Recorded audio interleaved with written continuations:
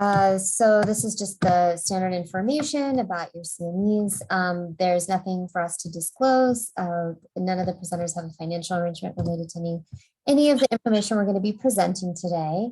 We're going to be talking about components of a successful team. So how to use a team-based approach, particularly for office-based Suboxone. I'm going to just highlight a couple of concepts related to using a team-based approach and give you a little bit of language around that, and then go through the specific team members that are recommended. And although this is just one of the earlier models that has been tested, obviously, if you're using an integrated team, you could have additional members than the ones we're going to be covering. And the roles and responsibilities, again, are sort of suggested.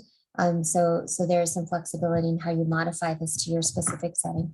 And then we'll talk a little bit about how to advocate or get support from administration to support that team. And I know Dr. Bott's going to go over some of the information that supports the training of staff, and what would be necessary to really advocate for using this best practice when prescribing Suboxone to our patient population.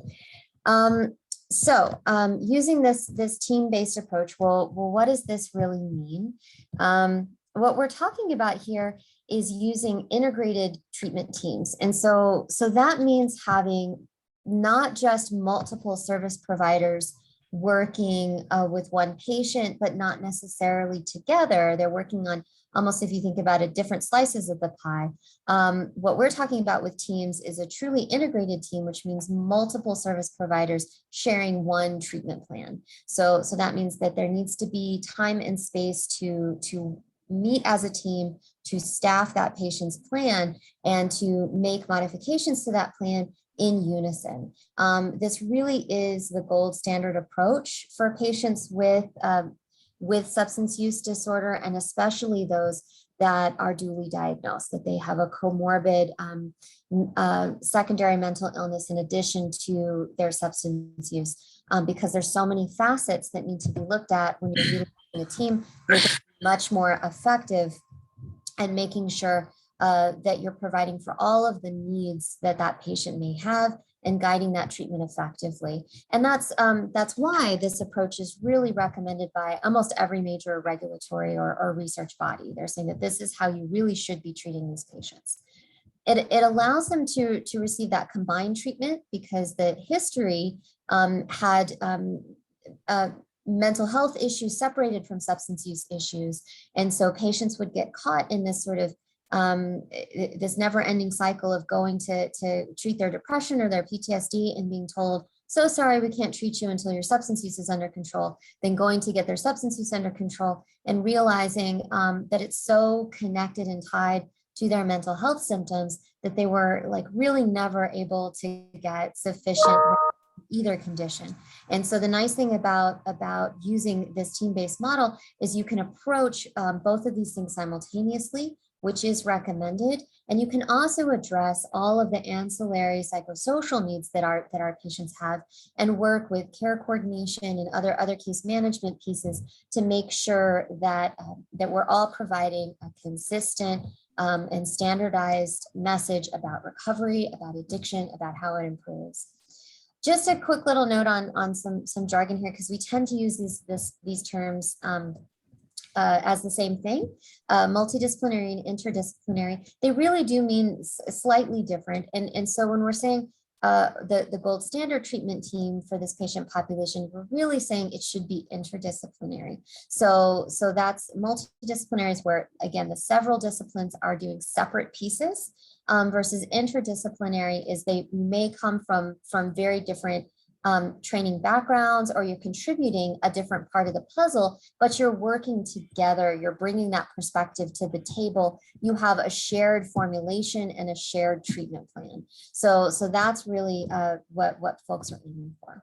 So some additional concepts with this that's part of this model is recognizing that recovery is really more than symptom remission and stabilization. And we'll talk about that at other lectures for sure over the course of this series.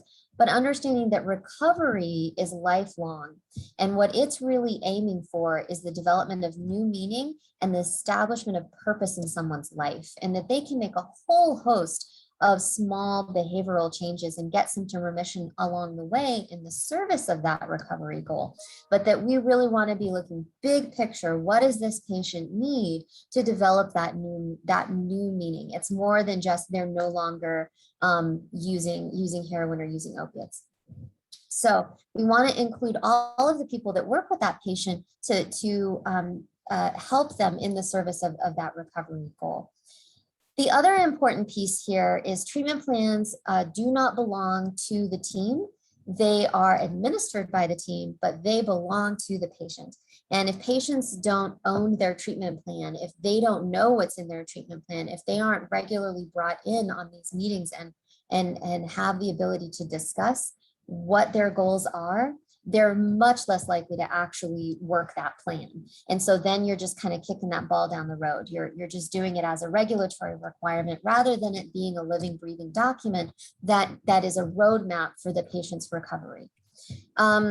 That's why it's really important to have buy-in from administration to make sure that there is an infrastructure in place to promote that team and the cohesion of that team. So there really does need to be some dedicated space and clinic time for teams to meet, for teams to develop these plans, review these plans, and contribute all of the different moving parts. So that way it's a truly meaningful document, meaningful team. And there's an expectation that the team uses the treatment plan as the underpinning for the not just clinical encounters and interventions that are provided, but also those staffings. So that's sort of the golden thread that follows that patient every time they have a different meeting with a different provider, a counselor, social worker, they meet with their peer support person. All of those individuals are going to be documenting and contributing to that plan. And so if there's one space where that could be viewed during team, you're going to be much more effective at making sure that you're truly cohesive and you're sharing what those goals are and kind of moving in lockstep with those goals. So now let's talk about what are the important components of the team. So who's on the team? Well, if you think about the team, we can break it down into sort of two big categories. One category is the core team. So that's what we're really going to talk about mostly today. And when we think about team, this is who we're talking about. It's the client and their primary treating providers, usually the providers that are working within that organization or that are really sharing that treatment plan. But there's also an extended team, and we want to be including them when and as needed. And so these are the providers that will see them less frequently. They may work at other agencies, but yet they are still involved in the client's care. It could be CSOs or other family members. They are still going to share a piece of that plan or need to have some knowledge about it, but they're not necessarily going to be working on it actively. So what's the structure of the team? Well, you really do need to have a lead or a manager, somebody who kind of the buck stops here is responsible for that treatment plan. And you could have a team meeting where you have different leads for different patients. So it's not like you have to have one team lead for all 20 patients that you staff. But every patient should have a lead sort of assigned. They're the person that typically is working most often with that client or has the most engagement and responsibility over that patient's care. You also need to have, and we call them engagement specialists, but you can call them coordinator or recovery coach. They're sort of responsible for making sure that the meeting happens and that communication occurs and documentation occurs effectively. So they may be the person that's recording into the treatment plan during the team. And it's also important to recognize that these roles can be defined, but they also need to be somewhat flexible. So when you're working on a team, you need to know what the other hats are that your team members are wearing, so that if somebody's out or they're on vacation, you could jump in and sub for that.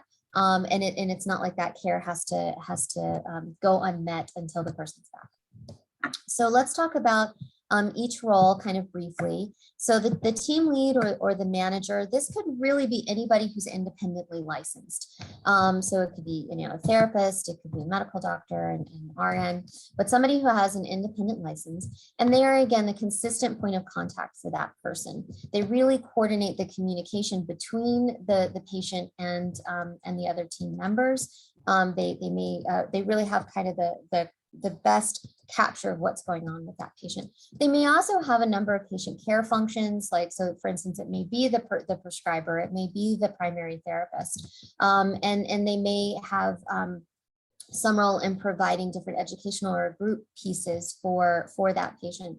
A lot of the literature supports that nurses are the most frequently utilized independently licensed provider in this role. And in fact, we tend to use a nurse MA combination here at ASAP. So we have a team. So the MA can do a lot of the case management and the tracking and sort of the care coordination parts. And the nurse does a lot of the patient contact and can go to the team and contribute a lot of the clinical pieces to the discussion.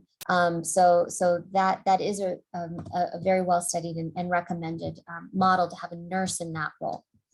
The next role, you could call this recovery coach or engagement specialist. Again, this could be a number of different disciplines: RNs, community health workers, medical assistants, peer support specialists. This does require a little bit of training because this doesn't necessarily come along with the training provided for those roles, but it allows them to carry a lot of those administrative duties. So if you think about it, they're doing a lot of kind of the care coordination administration, making sure prior authorizations were done, that the PMP's been checked. When was the last time that they came in for a prescription? When is that prescription due? If they're an MA, they may be responsible for making sure that vital signs are collected, that UAs are done. And they may also carry a piece of the patient education. So with handouts or providing discussions on harm reduction. And then they can pull in additional team members as needed, depending on what the situation is. But they're oftentimes kind of the first point of contact for the patient with check-ins and with sort of navigating the health system.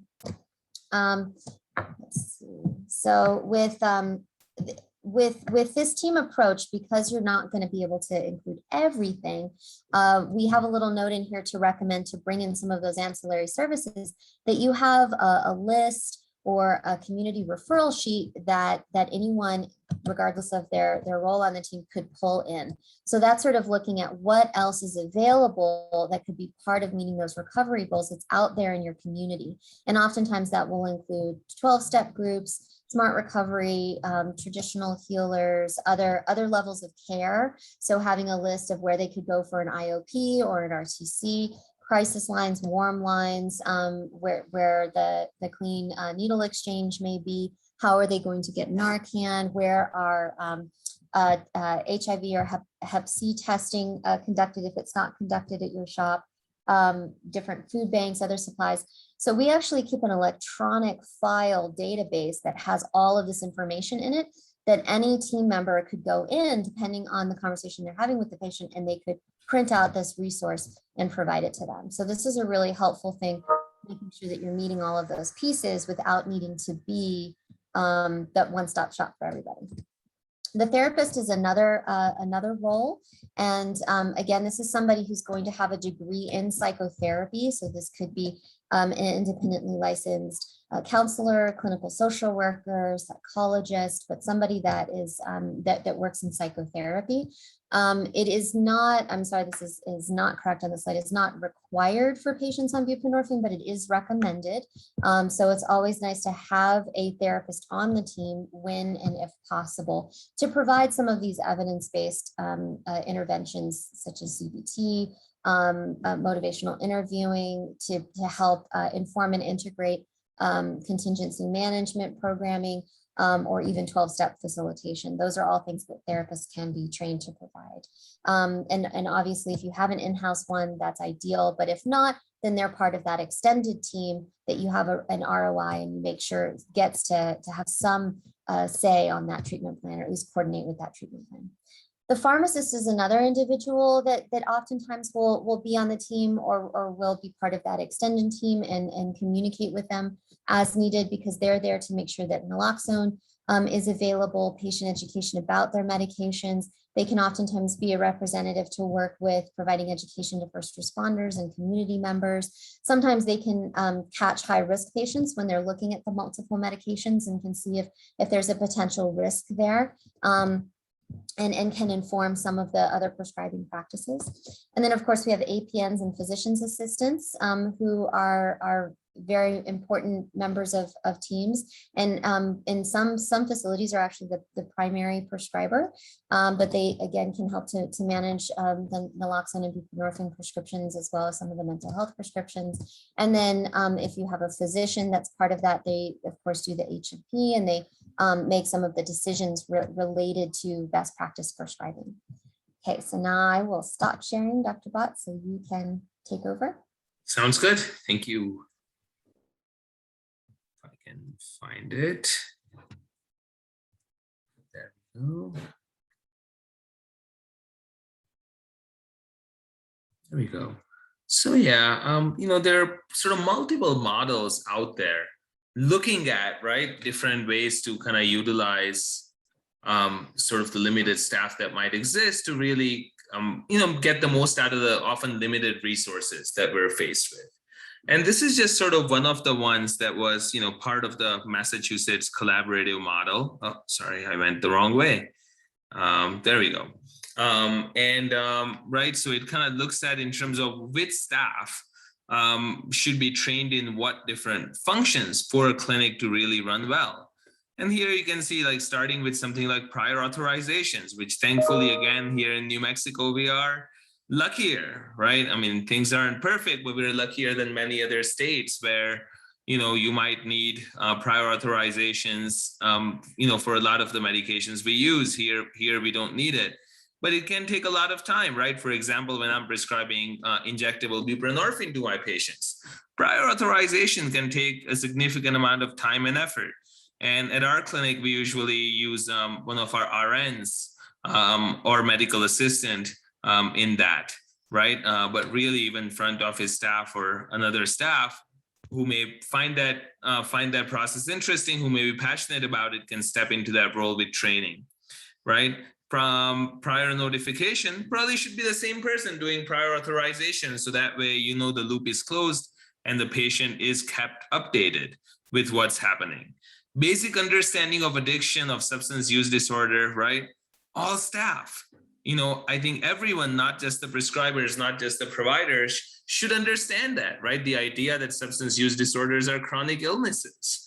Right? And that stigma is associated with it, and stigma can worsen outcomes, that we have effective treatments. All of those things really important for all of the staff to know and appreciate. Handling challenging behaviors and setting appropriate boundaries. I think that only works well, and if all staff is aware of that need, right? To create really that safe container, which many of our patients need. Kind of going through some of the other big ones. Addressing staff concerns that open, authentic, transparent, patient-centered communication, right? Follow-up visit protocol, which actually is available through the PCSS Now website, including the note templates, the nurse, the medical assistant, or the physician, depending upon, or the prescriber, depending upon, who's sort of running that piece. Prescription monitoring program, right? Really, at this point in New Mexico, any prescriber can have up to 4 delegates. So in an ideal world, it creates a nice team where the delegates can pull the PMP ahead of time. The prescriber can simply review it before going in to see the patient. Again, there are many models out there. This is the Massachusetts collaborative care model, which really found that, again, utilize this team-based approach, and really found that having a combination of a nurse care manager who was serving as that main point of contact for patients, and was an RN in this model, combined with one medical assistant, we're really able to treat in a cost-effective way about 125 patients, right? And they really found it wound up really increasing the capacity of waivered physicians significantly, because the physicians who were waivered at the time really took an active role in training and dissemination of knowledge and building up their capacity And through using this team-based model, they were really able to increase patients who are receiving medications for opioid use disorders. And it was financially viable and sustainable, right? Again, going through this graph chart slide is really there for review about how they used this model. Some of the abbreviations: NCM standing for Nurse Care Manager, OBOT, OBOT standing for Office-Based Opioid Treatment, right? And OBOT-B standing for Office-Based Opioid Treatment using buprenorphine. So that's really how it was done. Again, a lot of the work in this model was done by the nurse care manager, right?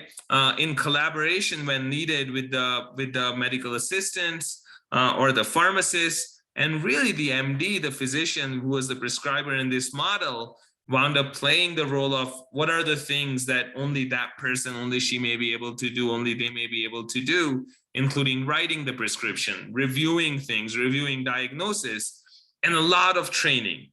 This is another sort of a review slide that talked about what that initial screening assessment included. And yeah, the training was really the big piece that the prescriber really took on in this model, right? And a lot of the things, the training components were similar to what we're doing, including the buprenorphine waiver training, but also more general training, kind of buprenorphine 101, substance use disorders 101, basics of how do we work with individuals who may have substance use disorders, right? Along with ongoing trainings and shadowing opportunities, clinical support, tele backup, email backup, a lot of the things, again, that we make available through this AHRQ project, right? And then they brought in other sort of experts. So someone providing billing support, right? Someone helping with the creation of policies and procedures. And again, this is sort of just a review list of a lot of the things that were covered in the training, right? Including things like confidentiality 42 CFR laws, managing diversion, managing recurrence of use, legal issues, and that was sort of the core training curriculum they had created. And then just a couple of slides, I know our time is about up, for the clinic administrators that may be on today. I think, your role is critical if this is going to happen, if this is going to happen successfully. In a lot of literature looking at barriers to more widespread provision of buprenorphine treatment, one of the things that comes up is that if the administrative support is there, a system can thrive, but without that support or without that perceived support, this can really stagnate. And that's something certainly we have also seen through our consultations around the state, right? So I think it becomes really critical that if you're a member of the administration, and especially if you're working in an area that is impacted by opioid use disorders, which, unfortunately, most of our communities here in New Mexico and around the country are, for you to start to educate yourselves. And if you're on here, that's, kudos to you, right? But then really think about how can I really support my clinical team? And some of the things, adequate staffing, ensuring adequate staffing, ensuring that you're providing support for any coverage issues, allowing for those regular meetings with open communication, allowing time for trainings, for continuing education, and helping create those policies and guidelines in conjunction with the team. There might be members of the team who might be subject matter experts or experts about the community, right? They may be from the community. And that feedback, that input is critical. So creating those collaborative policies. And finally, as I often do, I will end with what all of us can do right now, which really include being an advocate for our patients, helping to create an accepting, patient-centered environment, working within the community beyond, and I would say in ourselves to start with, to not just recognize, but even combat stigma, and really educate yourselves and work with your tribal, state, national leadership to advocate for policies that benefit our patients with substance use disorders, and by doing so, benefit our communities. And just some of the examples can include treatment funding, drug take-back programs, education, youth engagement, naloxone distribution. And I will end here so we can have some